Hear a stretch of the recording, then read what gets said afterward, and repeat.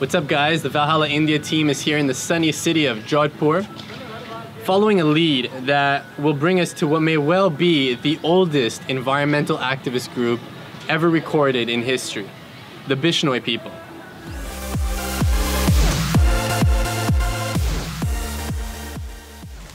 The journey continues around the magical land of India. Navigating through an unforgettable series of events has brought us to a lovely Rajput family that took us in during our quest and made us feel right at home. So the word Bishnoi in Sanskrit stands for 29, representing the 29 principles on which the Bishnoi people live by. Most of these principles revolve around the ideas of protecting the environment and coexisting with nature. Other principles are that men should always wear white, and that humans have an inherent duty to protect nature in all forms of life, like the sacred bucks and kijri trees of their land.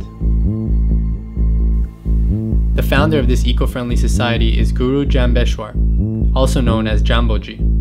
This is the Lord Jamboji. Yeah? Jamboji? Yeah, Lord Jamboji. He is the person who started this cult. He was said to have been born on the same day as Vishnu, making him a likely reincarnation, and spread ideas of God being a divine force which is everywhere. This is Pubsub, a super cool guy, great father and friend of ours who promised to drive us straight into the Bishnoi community and get a first-hand experience of their current lifestyle.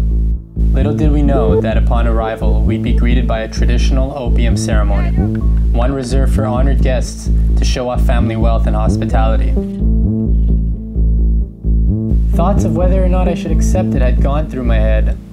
I heard the Bishnoi woman whisper prayers of Shiva and Jamboji as the concoction was being prepared. I gratefully accepted the offer to bow and drink from an open palm and begin my discovery of this nature-loving society.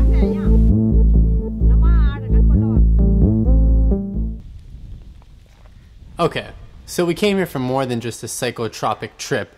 What brought us to see the Bishnoi people was a story that happened over 280 years ago.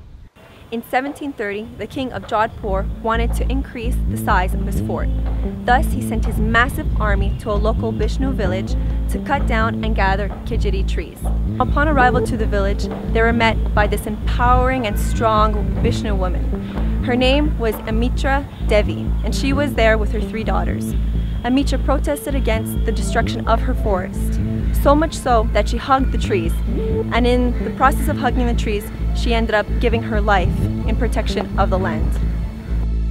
When the other Bishnu villagers heard about what happened, they too went to the site. They held onto the trees, and in the end, 363 individuals lost their lives protecting what they hold dear to them, the land. When the king of Jodhpur was informed about what happened, he felt bad and he wanted to apologize. He then instated a law that states that no animal or plant would be hunted or cut down on Bishnu territory. This law is still in place today, and if anyone breaks it, they are met with severe consequences. And to this day, the promise has been kept? Yes, to this day, all these Vishnoi communities, this is the reason why the deers, the wildlife we saw on the way, and the trees, they are here. But you don't find them other places where Vishnoi aren't. The reason for this is Vishnoi people, they protect them. So the Bishnoi are an exemplar of ecologically minded people working in cooperation and persistency to protect all life on their land. Now let's enter a more relevant and modern case in point, the case of Salman Khan. On October 1st, 1998, Bollywood superstar hero Salman Khan thought it would be fun to go out hunting with some buddies while breaking from a movie production in Jodhpur. Salman shot and killed 4 deer, including 1 rare black buck, the animal which Jamboji swore to reincarnate into. It wasn't long after the first few gunfires that Bishnoi people were signaling across the desert of their being a poacher. Within moments, Salman was surrounded and arrested by Bishnoi forest rangers, and a case was booked. Initially, Salman experienced about a week or so of jail time, until he paid about 35 grand in bail money, and has since never shown up to fulfill the case. Today, original witnesses have refused any more questioning and testimony since they've received threats.